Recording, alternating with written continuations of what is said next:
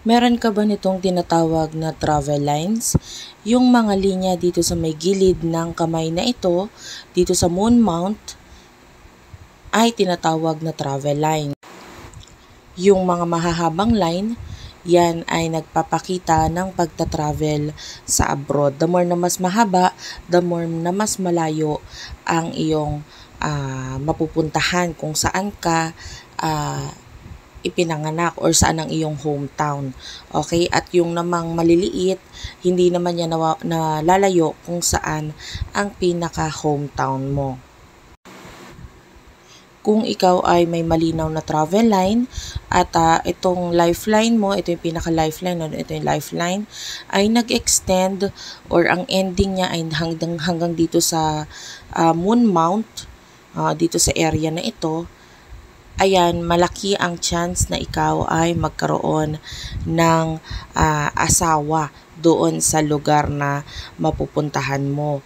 Yun nga lang, medyo hindi maganda yung relationship or medyo poor ang relationship pagdating sa mga parents mo, sa parents-in-law, no, yung magulang ng maaasawa mo. Pero kung hindi naman at malalim lang at malinaw ang iyong travel line, tas malayo naman sa iyong lifeline, maaaring manirahan ka rin doon sa abroad at maaaring doon mo rin, yun yung baling pinaka pagkakakitaan mo.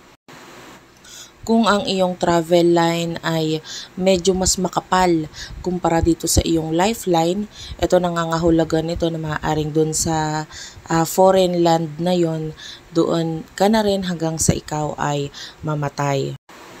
Kung ikaw naman ay may travel line na nag-intersect or lumagpas dito sa iyong lifeline, ayan, nag-cross siya, malaki ang chance ng accident sa'yo sa foreign land na yon. So, pinag-iingat ka. And also, malaki din ang chance ng pagkamatay doon sa pagta-travel na yon.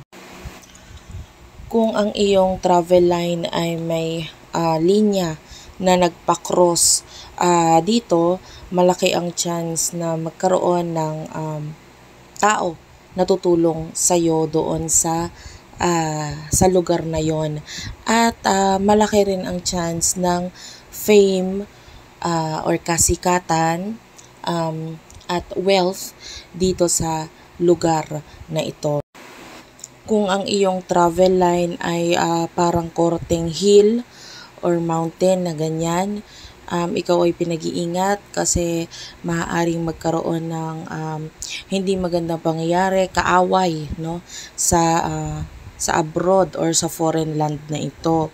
Ayan, and maaari ding makaranas ng pagbagsak mula dito. So, hindi magiging maganda yung pagta-travel para sa'yo.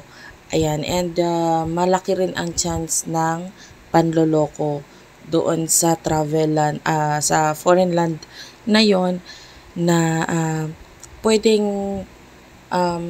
ikapahamak mo. So, mag-ingat kang mabuti pag meron ka nito.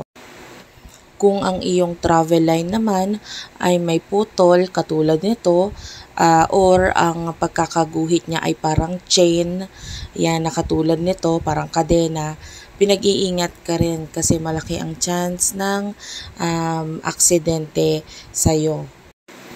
Kung ang iyong travel line naman ay nag-end or ang dulo niya is may island na ganito, ayan, ikaw din ay pinag-iingat dahil malaki rin yung chance ng accident or something, disaster, no, na maaaring mangyari sa'yo.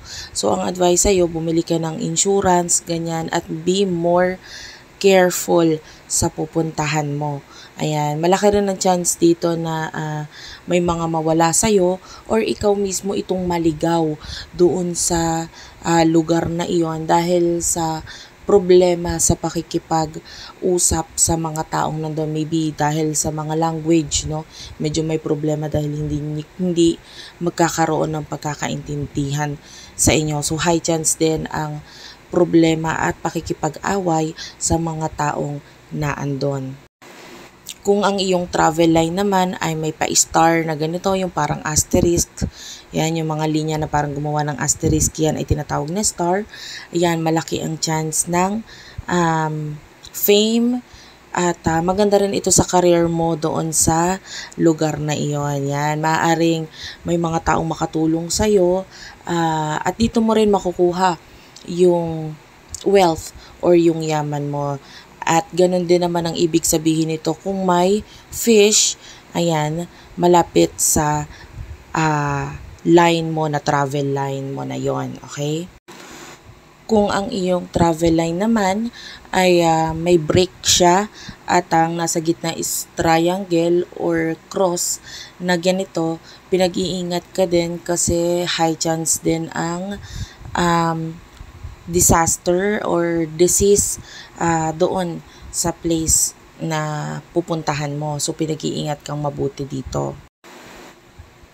At kung meron ka nitong mga bad sign, yung ibang bad sign na nabanggit ko, tapos sinabayan pa na itong iyong headline, ito yung headline, yung nasa may bandang gitna, ay may putol or kung hindi man medyo malabo siya, pinag-iingat ka din dito dahil malaki din yung chance na magkaroon ka ng kaaway doon sa lugar na yon or magkaroon ka ng parang yung problema sa usaping legal. So, pinag-iingat kang mabuti sa mga actions or sa mga salita mo.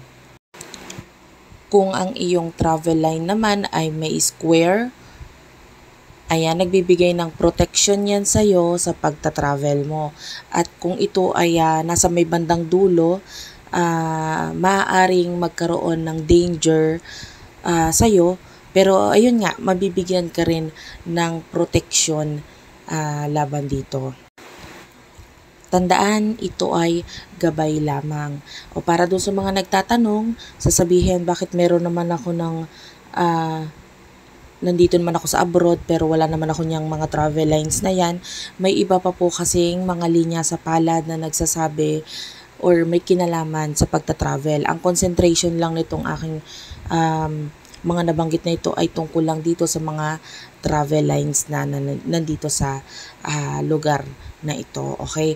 And also, para sa mga tatanong, ano ang kamay na dapat titignan para sa future mo, yan, dito ka sa kanan or sa kung ano yung gamit mong pangpirma na kamay ka titingin. Okay? So, ayun lamang po. Maraming salamat. And please do follow me on TikTok. And meron din po tayong YouTube. Check po na lang dyan sa pinaka-profile. Thank you.